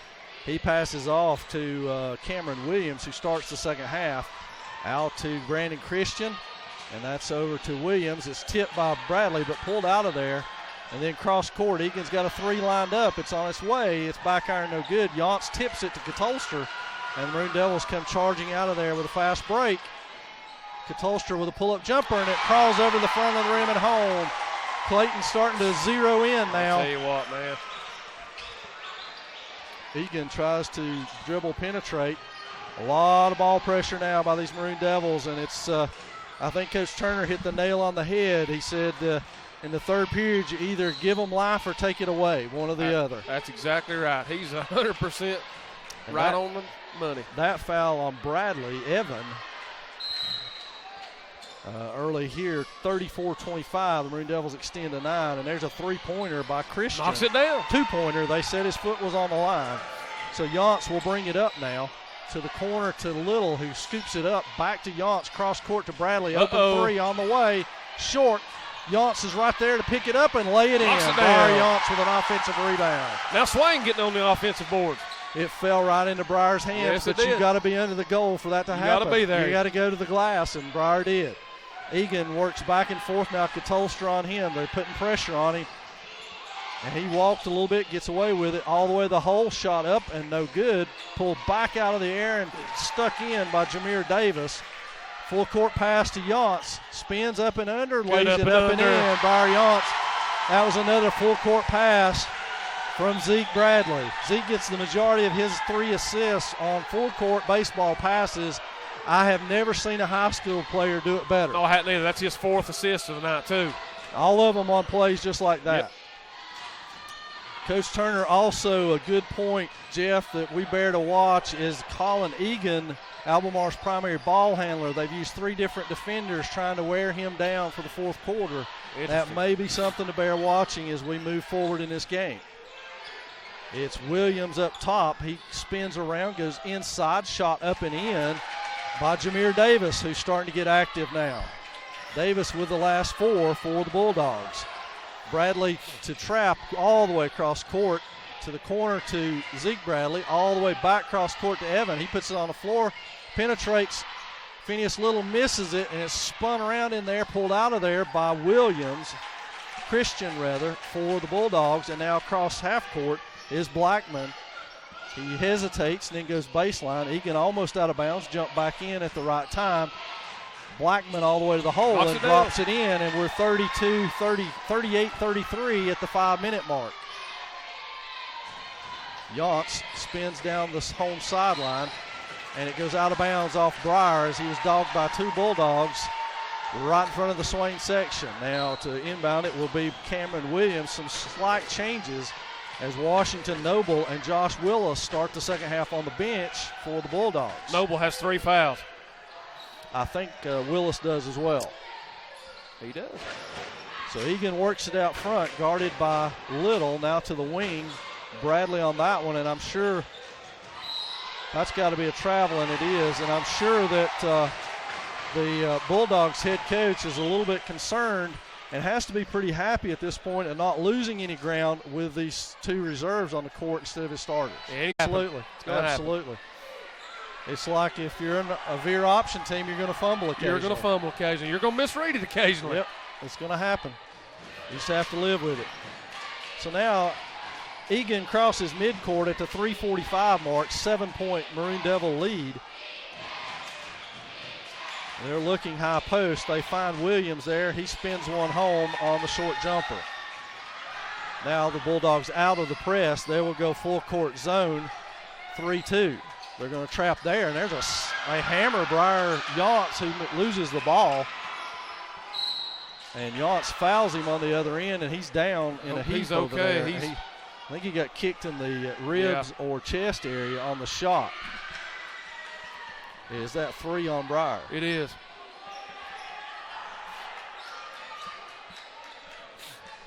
He's all right. So they tend to Briar. I think Coach Mack is unaware, and now here comes Darren Blankenship going to check in for Briar. Is that third foul the reason more so than his injury? He looks to have been knocked out of breath. And to the line is Javon Blackman for 2 shots. First one rattles out. Is no good. Darren Blankenship into the game for Briar Yance now. And here comes Washington Noble, for the Bulldogs. He's got Cameron Williams. So Albemarle counters with their leading scorer. And back to the line is Javon Blackman. Free throw is no good. There's an offensive board. Tapped in by, I think it was Davis. Davis been very active in the third quarter. A deep 3 by Evan Bradley. It's off, rebounded by Blackman. He kicks it ahead to Egan. He slows things down, now hesitates, working against Blankenship. Back up top to Blackman. Blackman will control it with a high dribble, guarded by Evan Bradley. Katolster goes for the steal and misses it. His man picked up. They dump it off inside, laid in by Jameer Davis. Timeout. Maroon Devils, as the Bulldogs have cut this lead to within 1. On a big run, full timeout. We'll take it with them.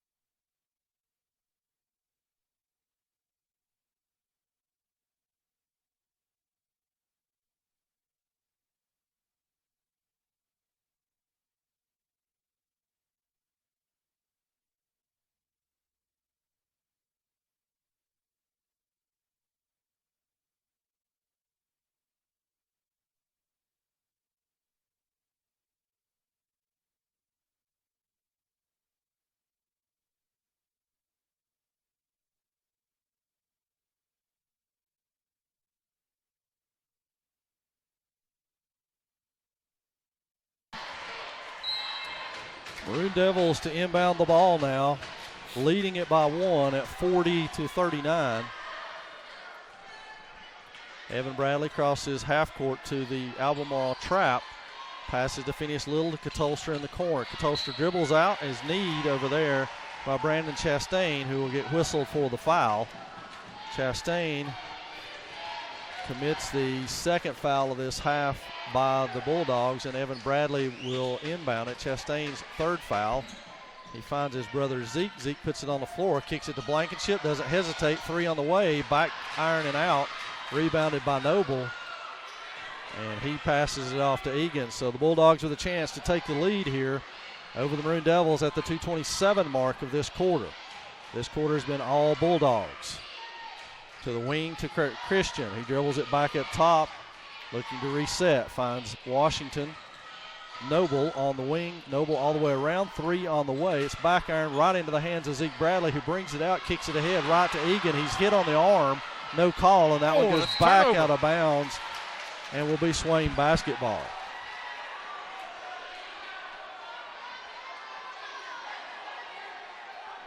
Coach Deet's helping the referee over there. He's a likely candidate to do that. Keeping Mr. Mason straight.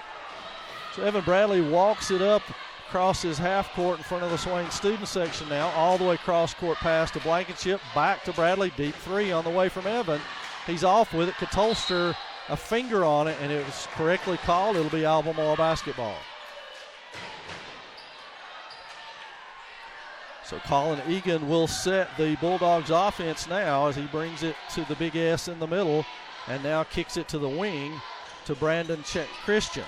Christian puts the ball on the floor. Blankenship reaches in, and it's whistled for the foul. should be on the floor. Albemarle ball underneath. Yes. 1:39 remaining in the third period of play. Darren's first. A silence has fallen over the Swain crowd. They need something to spark them. And that's Noble out on the wing, kicks it back inside, out to Egan, back up top to Christian. Christian wobbly, but able to come out of there with it. Now Egan works, spins, hands it back off, split the middle, and lays it in. That man is Jameer Davis, who has really come alive in this third quarter. Davis had 2 coming into this. And Zeke Bradley goes after it with a vengeance, repositions himself and gets it to go. Zeke Bradley missed his shot, grabbed his own rebound, patiently waited for the traffic to settle around him, and then laid it in. And now one shot, Brett Treadway in for Darren Blankenship at the 104 mark. It's 42-41 Maroon Devils. Zeke Bradley goes back to the line to shoot one here. Zeke up to 6 points on the night? Yes. Shooting for 7. And it rattles out. It was in and then out. Clayton Katolster guarding the ball, and here comes Egan out with it, passes it off to Blackman up the court, guarded by Bradley. Now all the way across to Christian, back up top to Egan. We're under a minute, 50 seconds. Here comes Blackman, passes it back off to Egan, shot way up and off, and Clayton Katolster carves himself out some room underneath to get the rebound and double teamed immediately, and then has it bounce off of one of Albemarle's players. So Evan Bradley will trigger it in. Albemarle back to full court pressure. Phineas Little beats Washington Noble. Charges all the way in, lays a running one-hander off the glass and good. 44-41. Bulldogs, Egan across half court, spins his way in, guarded by Treadway. Now crosses over, passes over to Christian. Christian by Katolster. Katolster reaches in and is called for the foul. Bradley blocks the shot emphatically for an exclamation point. Just to let him know he's hanging around there. And Katolster has picked up the foul, his second. And 22 seconds left. Albemarle inbounds. It's Washington with another shot up and off. That one's pulled out of there and then bounced off the back stanchion of the backboard. It will be Swain basketball. So Bradley will inbound. The press is off as Albemarle drops back to the half-court press. 16 seconds left as Evan Bradley now walks it across half-court. Pulls up his dribble, finds Little. Little guarded out top by Blackman. Double team, hands it back to Zeke Bradley. Double team on Zeke. 3, nope. To the corner to Little. Clock winding down. Shot is off and rebounded by Albemarle as he missed it. And that will take us through 3 with the Maroon Devils on top, 44-41.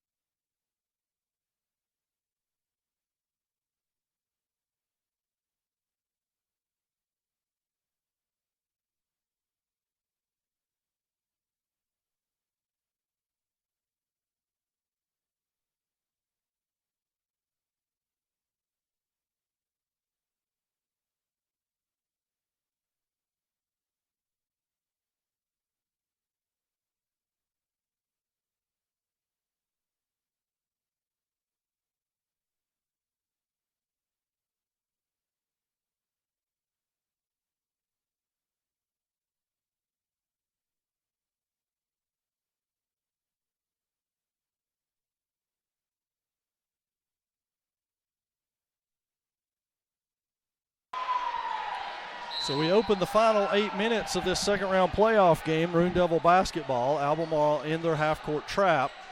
They kick cross court to Little, back to Evan Bradley, to Treadway, inside to Bradley. And Bradley goes in for the layup and is fouled on the play by Javon Blackman. And will send Zeke to the line. Good passing on that side, took advantage of that pressure defense on the low block. Good dive by Zeke from that high post, that low block position. So Josh Willis set to check back in for the first time in the second half, along with Cameron Williams. Bradley's first one is front iron and no good. So out will be Javon Blackman and Brandon Christian as Willis and Williams return for Albemarle. Zeke Bradley with the second one on the way.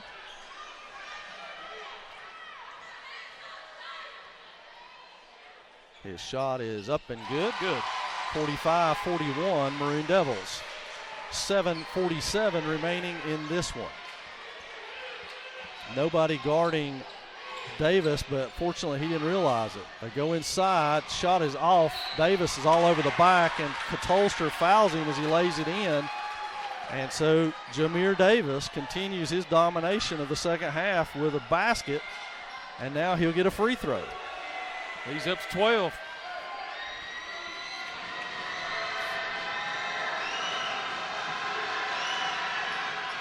Spins out. Bradley with a rebound, kicks it ahead to Evan Bradley across his half court, uncontested, back to Zeke.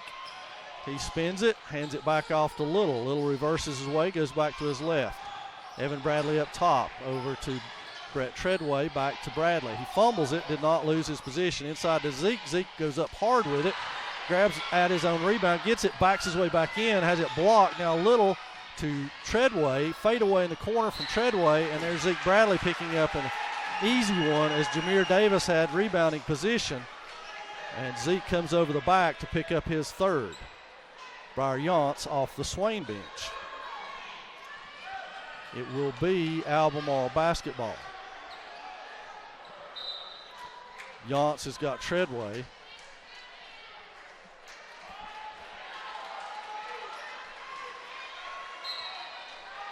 .708 remaining in this one. 45-43 your score. Colin Egan walks it across half court for the Bulldogs. Goes to a 1-4 set, kicks it over to Josh Willis. Willis puts it on the ground, drives hard, spinning layup way off. Katolster with a rebound. Now he'll dribble it out, think better of it, hand it off to Zeke Bradley, who will bring it up court and pass it over to Evan Bradley. Almost stolen. Katolster three on the way, got hit on the hand. No call on the three, and it will be Albemarle basketball. They give it to Egan. He walks it up. Nope, check that. Passes it over to Cameron Williams. And a timeout, Albemarle, and we'll take it with them.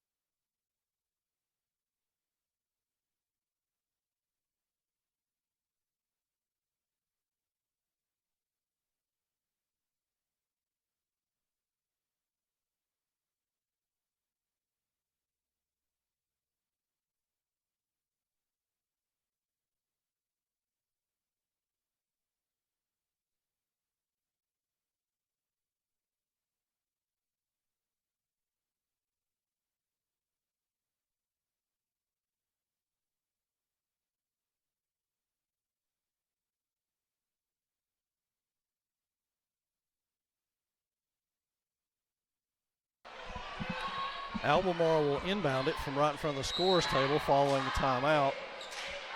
Yance has checked back in as we reported before we went to that break. And now Cameron Williams will walk it across, guarded by Evan Bradley. He kicks it to the wing to Willis, who's guarded by Zeke Bradley. And all the way to the hole, kicks it back out. That's out of bounds. Out of bounds off of Washington Noble. And it will be Swain basketball. So Katolster back to Evan Bradley, and now over to Katolster to Yance on the wing. Back up top to Evan Bradley. And Katolster's double team, spins in, gives it to, and they call a walk on Katolster. You know, this is one of those games we're obviously not going to get to 80 points tonight, but it's one of these games that may be a teaching moment where we're going to have to learn to grind one out, you know? Absolutely. That's a that good way to big. put it. They've definitely forced a grind situation here. It's Willis on the wing with it. He looked to be aggressive last time. He's been sitting over there for quite a while now. So Josh Willis back with it on the wing, looking for a screener. They go inside. Kicked back outside. Here comes Washington with it. Shot on the way. It's flailed off. Katolster comes out of there with it. Guess who? And wildly goes to the basket, finds Yance and a blocking foul on Egan. Will put Katolster, will be Swain ball underneath, I believe. I don't think that was a shot of any kind. And here comes Brandon Christian back in for Albemarle. He has got Cameron Williams. To mention, that's just 4 team fouls? Yeah, the fouls have been pretty calm for the most part here in the second half. Good defense by both teams have kept this really low. Inbounded to Zeke Bradley, finds Little, back over to Bradley. Fakes a three, goes hard to the hole, kicks it to Katolster, who lost it. Back up top to Zeke Bradley. Bradley drives all the way to the hole and lays it out. No! It was in, down, and out for Zeke Bradley. Now here comes Josh Willis, guarded by Yance. Egan back to Willis. He goes to the hole all the way in, spins it up and off. Rebounded in there by Jameer Davis again. Washington with a rebound. Washington with another shot at it, and we got a foul. What in the world? I didn't see that one, Coach. I did not see it either. Number 10, It's Briar. going to be on Yance for some reason. It's his 4th. So Briar Yance in deep foul trouble. 1-and-1 situation, too. And that will send Washington Noble to the line to shoot 1-and-1. He is their leading scorer still at 11 Bulldogs points. 6 of 11 from the line tonight. Knocks it down. He hits the first one. It's 45-44 now in favor of the Maroon Devils. 5 minutes exactly remaining in this game.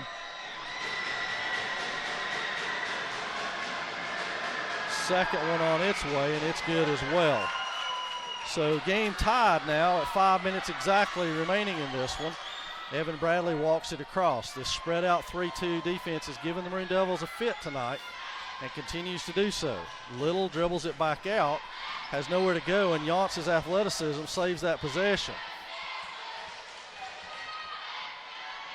Yance back up top, dribbles into the middle, tries to shovel it to Katolster and turns it over. Now here come the Bulldogs. Washington Noble kicks it to the corner. Christian back to Noble. He thought about it. Little is on him quickly. Back to Christian in the corner, guarded by Bradley. Noble with it, backs his way back out. 45 all, 4:22 remaining in this one. Egan with it up top, now sets the offense. Kicks it over to Josh Willis on the wing, guarded by Katolster. Christian ball fakes, moves hard to the hole, and Little is whistled with a foul. And so, 2 shots they're going to call this for Brandon Christian.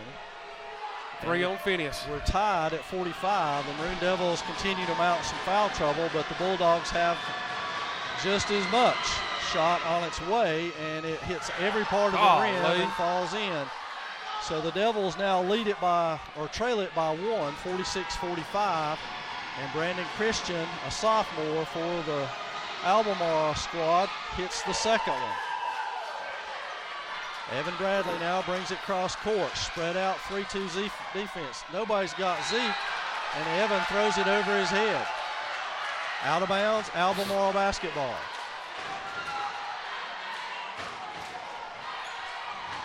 So Colin Egan walks it up. 4 minutes exactly remain. Willis works against Zeke Bradley. Back out to Egan, who works, dumps it off. A walk, offensive foul. Oh, God, that'll take that too. Evan Bradley steps in and draws that one. He was planted firmly on the ground. That's 3 on Egan. And Katolster will inbound it. 3:53. Devils trail it by 2. And Coach Neil Blankenship, Johnny on the spot to come do some spring cleaning, so to speak, wiping up the sweat stain on the floor. Katolster will inbound it now. The Maroon Devils really need to solve the mystery of the spread out 3-2 somehow, some way. Little goes cross court to Bradley, back to Yance, back to Katolster. They work it good, weaving it back and forth to Little. Little penetrates, shot on the way, it's off. Bradley and Little run into each other, and it is Albemarle basketball off of Evan Bradley. So the Bulldogs retain possession, 3:31 remaining. And Colin Egan will walk it up now. against Briar Yance, who has 4 fouls. He There's walked, a walk. Coach. They He got sure him. did. He did it last time. Yes, he it did. was the charge instead of the walk. But this time he took the extra drag of the pivot foot. So the Maroon Devils still continue to have trouble. Zeke Bradley has a man posted up under there. There's a long 3 by Yance. It's off. Right to Phineas. But all the Maroon Devils on the board, and it goes out. How many times has that happened tonight? Too many. Layup, Albemarle, and they take a 4-point lead. Little 3 on the way. It's short. Katolster had it, but it spins out to Noble, and now Noble on a break by himself misses the shot. Thrown all the way back down court to the Maroon Devils. 3. Evan Bradley's 3 is out. Bulldogs get it, and Yance is fouled out of this ball game. That's going to be 5. And I think the Bulldogs will shoot a 1-and-1 out of this. Brett Treadway checks in. The Maroon Devils, a couple of point-blank opportunities there, and then a good look at a 3 by Bradley. Nothing would go. They've got to figure out a way to shake this off and get some stops defensively. Yeah, it's just do or die time now. That free throw is missed. And that's stepped out of bounds by the Maroon Devils, just carelessness. The pass was almost intercepted. Good and timeout. we've got a timeout by the Maroon Devils. Got to regroup. And we'll take it as well.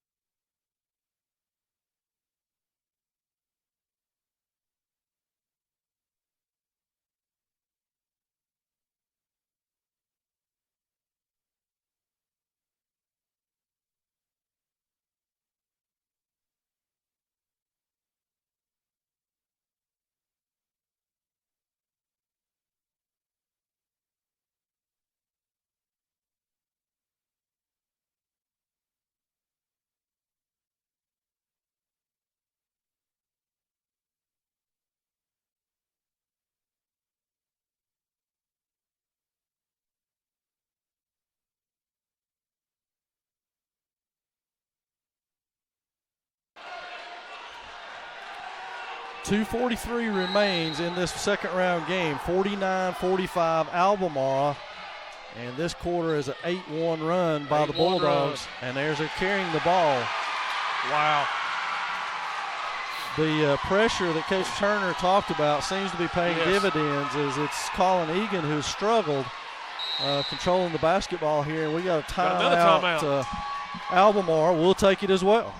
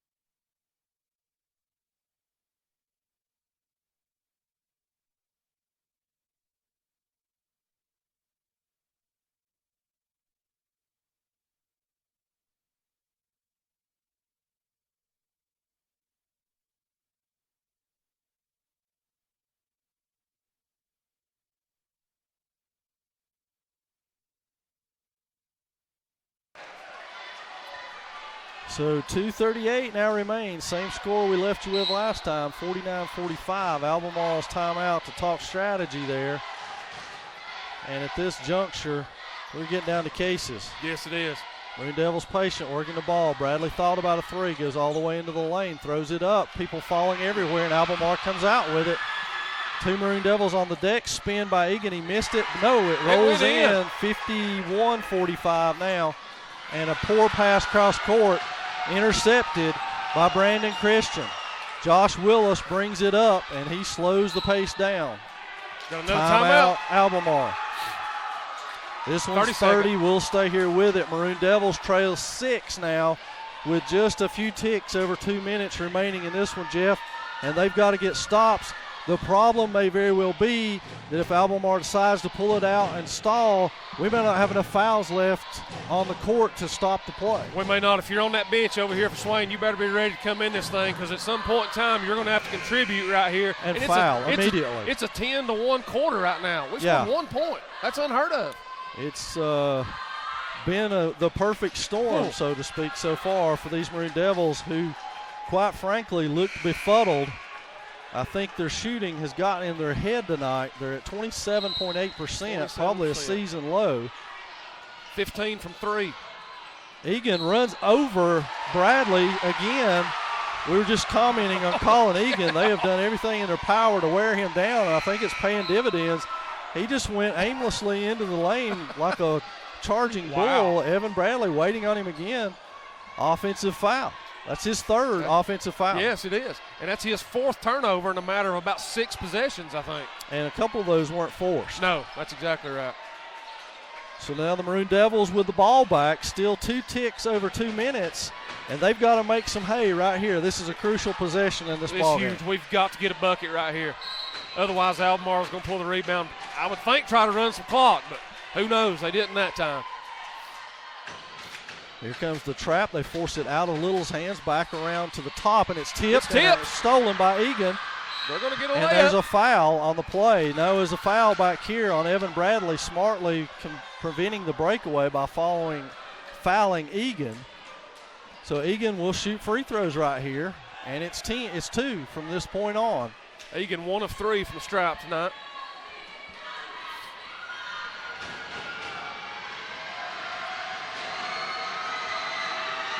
First one is good.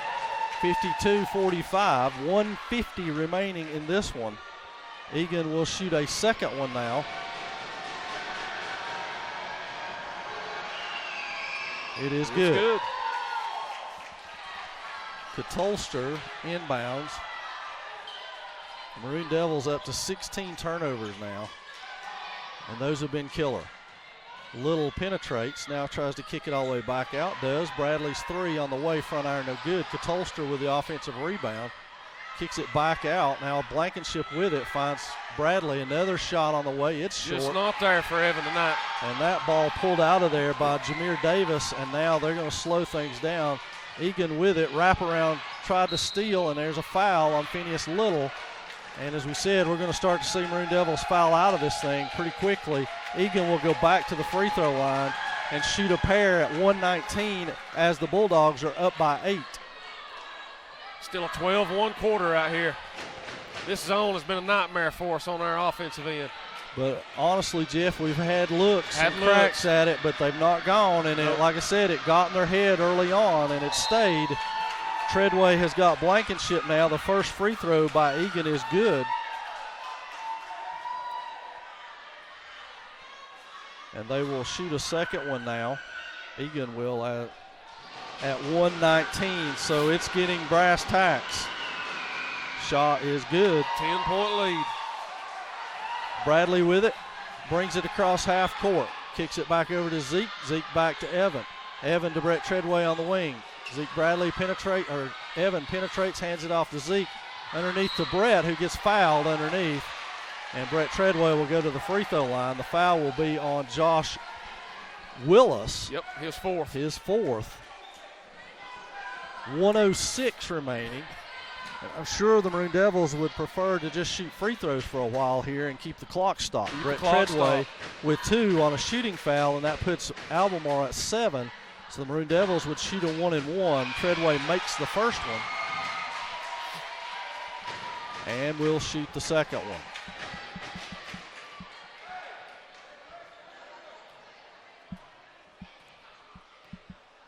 Treadway dribbles, spins it, shot on the way, front iron and out. It's been that kind of night. Egan with the ball. Treadway tries to tie him up. He spins out of it, brings it the other way. And running layup missed. And now down court pass to Treadway, who goes in. No call. Phineas Little lays it in. 55-48 with 49.7 left. and timeout Swain. It will be a full, and we'll take this one with them.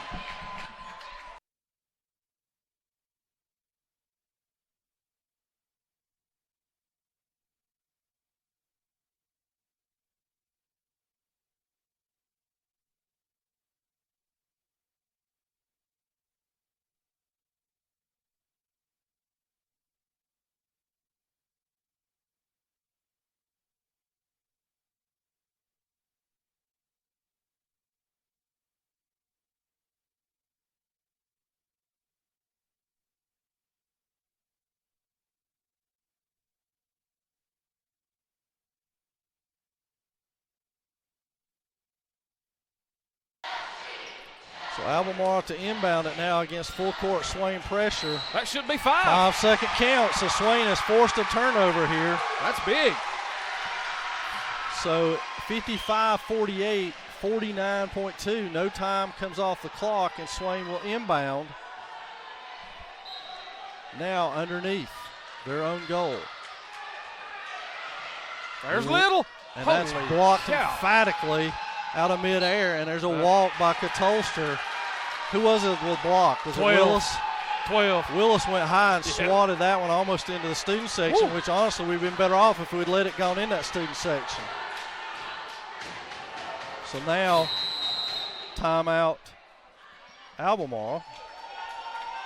We'll wait for the signal. It's a full. It's a We'll full. take it with them.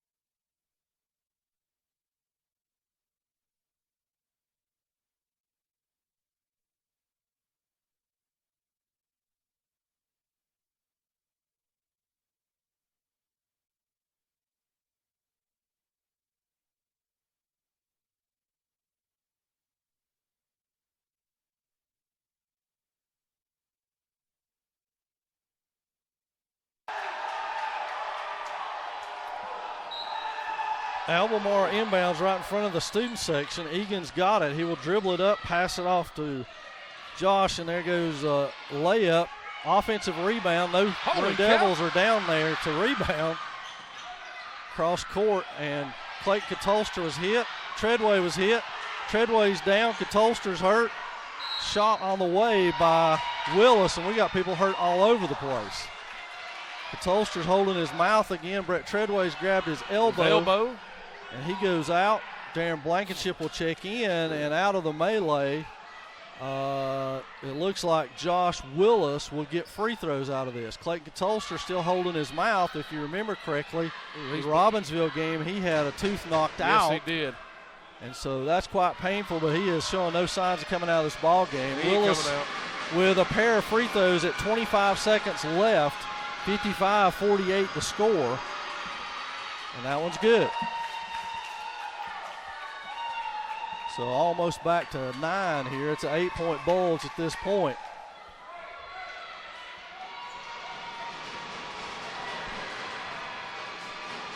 Willis dribbles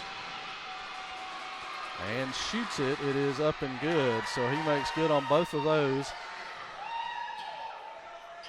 Bradley picks it up, steams across half court, tries to position himself. Little's got it. He dribbles, almost stolen by the Bulldogs. Throws a three up. That's Katolster underneath, lays it in, was fouled, no call. 10 seconds left. 11, and there's a foul by Katolster with 8, and it's 57-50.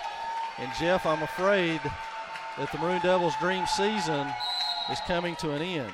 Yeah, it would take nothing short of a miracle at this point. 5 fouls on Clayton Katolster, and kudos to these seniors for the job they've done. It's a wonderful season, but unfortunately it wasn't in the cards tonight. 28% free shooting on the night for the Maroon Devils now. and we're still working on a 6-point quarter. This one's going to hurt a while, but I tell you what, these guys, the season they've had, we can't say enough about it. Smoky Mountain Conference champions. They put excitement back in the basketball realm again here at Swain County. These seniors have done a tremendous job throughout the years.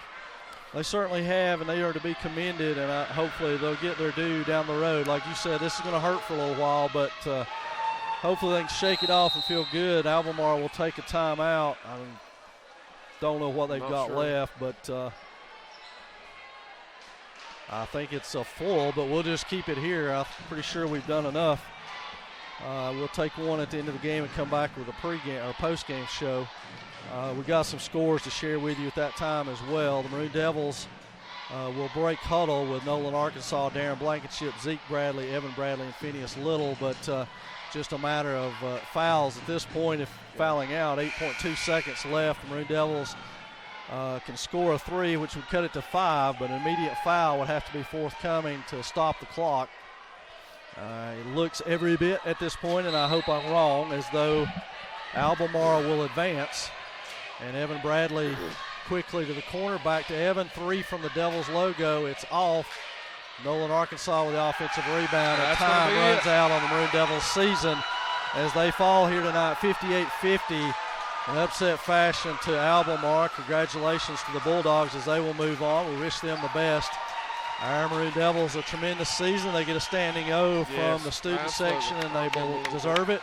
Standing O from the parent section. They deserve that as well. As you said, this one will sting just a little bit, but hopefully they can come to grips about how magical this season has been and what it's meant for the Swain High basketball program. We're going to take one more last time out and come back with stats and wrap up. 2-minute break coming your way.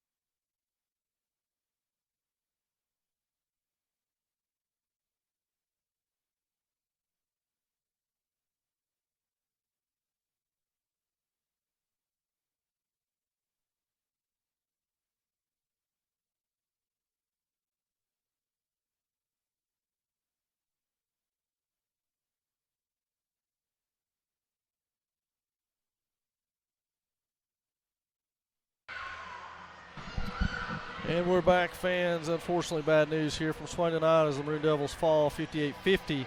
But, Jeff, as you said, a magical season, 23-4. Is that what we were overall?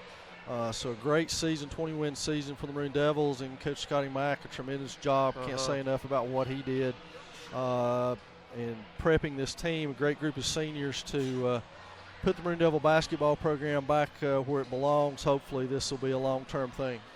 This group of seniors, it's been a slow build each year. They did a little bit of sophomores, a little more as juniors. Then they have a fantastic year here as seniors. And I tell you, they were all gym rats. They loved to play the game. They did things the right way. And, you know, great season of these guys. Wow. We hate to sit in for them, but as we said, sometimes the group that paves the way for you is not the group that reaps the benefits down the road, and this group has certainly paved the way for what we hope will be magical down the road.